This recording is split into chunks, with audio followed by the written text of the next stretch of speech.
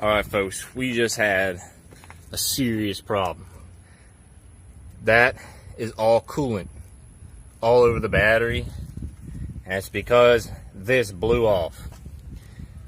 So I'm gonna have to find that clamp that looks like this one and put it on here, because obviously these, which are supposed to be better, did not hang on.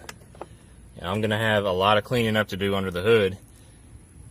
I actually had no clue this happened until the truck started idling real high at park and neutral. I'm like, why is it doing that?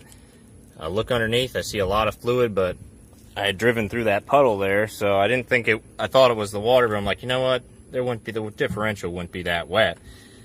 So, yeah, we got a little bit of an emergency situation here that I'm gonna be working on.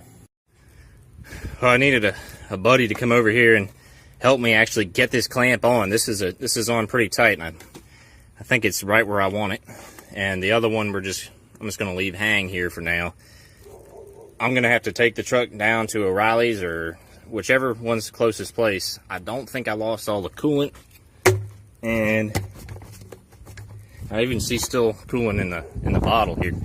So still some coolant in there, but it probably won't go in the engine or in the radiator. So it's going to make it a couple miles down the road. I'll probably may even hit Walmart first, get a little distilled water, put about a gallon of that in there, and see how that works. All right, so I stopped at Walmart and they had no distilled water. You know why? Because there was a water line blew this week in here, and everyone came and bought up all the water. And so there was no distilled water at Walmart. So I'm at O'Reilly's now. I've just put 1.5 gallons of coolant in. And now we're gonna make our way to another grocery store to try and find distilled water. Hopefully the truck, as you can see, it's hot. Hopefully that 1.5 gallons is enough to cool it off a bit. As you can see, it's already working quite well. But I do need to balance it out with distilled water. We can't run 100% coolant. There we got a Rolls Royce. Ended up putting just a regular water in there, drinking water. I never done that before, but apparently it's okay to do. I came all the way up here to see if they had distilled, because I've always used distilled water. And they didn't have it in this town either. It's like, holy smokes, the shelves did empty. You know, I've got my Brita filters at home for water purification and stuff like that, and I was fine. I had enough water stockpiled in the fridge. I didn't have to scramble to the store when the water was out for, you know, about 12 hours. But anyways, truck is running.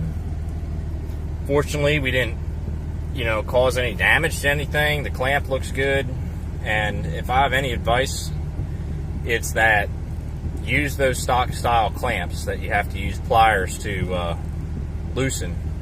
Use that style as opposed to the screwdriver, flathead screwdriver style clamps. Whoever told me that the adjustable screwdriver ones are the better ones, they're lying. They're not better. That one held on for a couple of months. I replaced that upper radiator hose, and I had a video about it too. And in that video, I talk about how I'm going to put this new style clamp on.